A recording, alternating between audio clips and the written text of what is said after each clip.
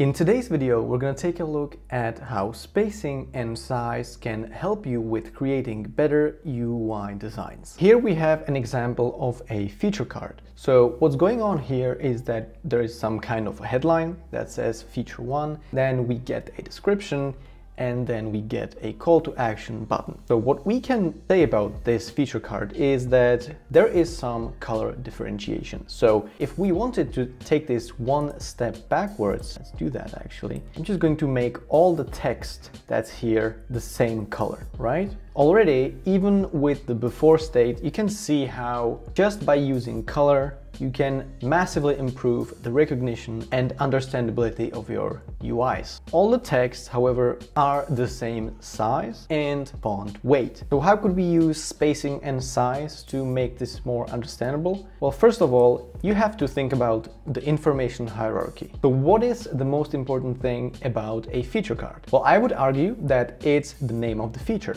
because that's logically, semantically speaking, that's the highermost information entity, let's say, in this small component. So that's what I would argue should be way bigger, right? So if there's something that is really important, you need to make it bigger, especially if it's higher in terms of the information hierarchy. All these elements are really close together. So what if we increase the spacing to, let's say, 30, 32, something like that?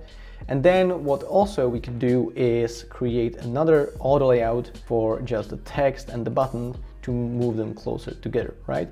So you can see that there is bigger spacing, but at the same time the spacing is not identical, right? So we get a big headline, a bigger space, a smaller description, and then a smaller space, and then a button, right? Now, when it comes to padding, this is very close together, right? As a designer, you need to think about how visual information is processed in the human brain. The human brain, or the eyes, vision in general, human vision is great at looking for and identifying contrast, right? So whenever there's a strong contrast, that's what the vision is drawn to. When it comes to white background and black text, that's the ultimate contrast, right? You can't get more contrasting than that. You have black, which is totally dark, and white, which is totally light. Here, what you can see happening right here, you have not only is the text contrasting against the background, but also the background is also very contrasting against the background of the whole group of elements, right? So what's going on here is a lot of contrast in a very small area, and that's a lot of visual information when looking at this for a longer time, or when perceiving multiple objects like this. It is going to take a bit of additional brain processing power to take all of this in, right? So what we're going to do now is increase the padding right here by going over to the auto layout and then just increasing the padding, right? I'm going to increase that to about 60.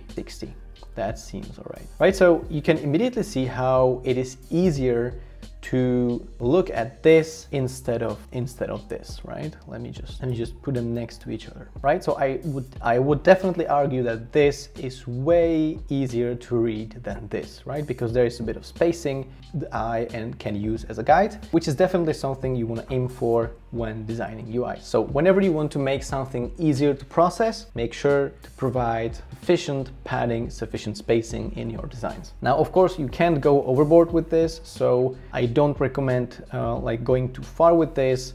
You just have to test and see what works for your specific use case. But in this case, I would say that 64 in terms of spacing looks better, right? So we have improved the padding, the spacing, and then I'm gonna also focus on the button right here. So let me just change that to all caps, and let me actually go for bold or heavy or even black maybe, and add some letter spacing, and then decrease the font size approximately 26, right?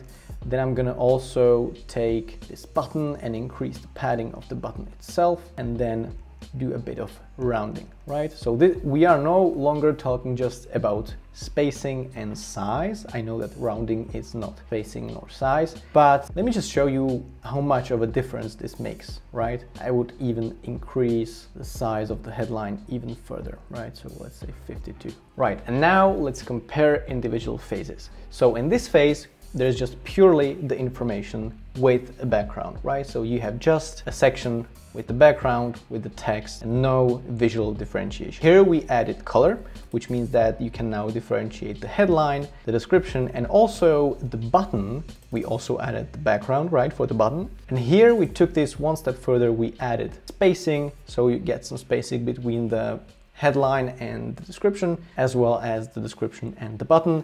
And then in the final stage, what we have done is we added the padding, and then also we rounded these elements so that they are easier to look at. So here I would argue that this looks way better than all these previous phases. And I would also argue that it is way easier to process visually because you have a well-established visual and informational hierarchy. And when your users have to process thousands of UI elements per day, every bit of visual or cognitive effort counts. So keep that in mind when designing UIs. What seems to be easy to look at once might not be as easy to look at when multiplied thousands and thousands of times over many hours of usage. And that's how you use spacing and size to design better UIs. If this video helped you, I would appreciate you leaving a like, and I will see you in the next one.